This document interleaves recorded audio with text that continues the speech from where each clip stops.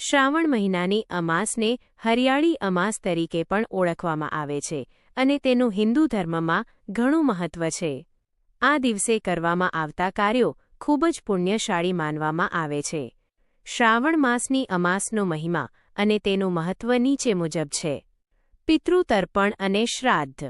શ્રાવણ મહિનાની અમાસ પિતૃઓ પૂર્વજોને યાદ કરવાનો અને તેમનો આભાર માનવાનો ખાસ દિવસ છે.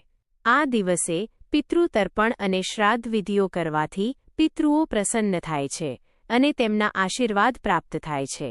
એવું માનવામાં આવે છે કે આ દિવસે પિતૃઓ શાંતિ પામે છે અને પરિવારમાં સુખ શાંતિ આવે છે.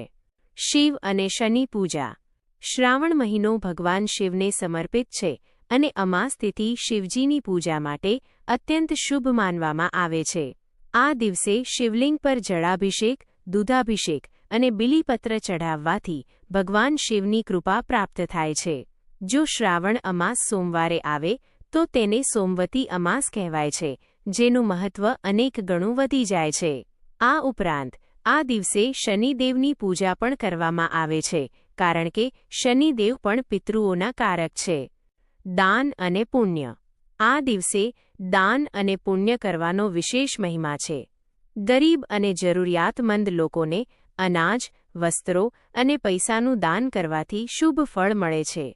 આ દાન પિતૃઓના આત્માની શાંતિ માટે પણ કરવામાં આવે છે. મિત્રો, તમે આ પવિત્ર કથા શાંતિથી અને પૂરી શ્રદ્ધાથી સાંભળી તે બદલ તમારો ખૂબ ખૂબ આભાર. જો તમને આ કથા ગમી હોય અને આવી જ બીજી સુંદર અને પ્રેરણાદાયક વાર્તાઓ સાંભળવી હોય તો અમારી ચેનલ કથા સ્ટુડિયોને જરૂરથી સબસ્ક્રાઇબ કરજો.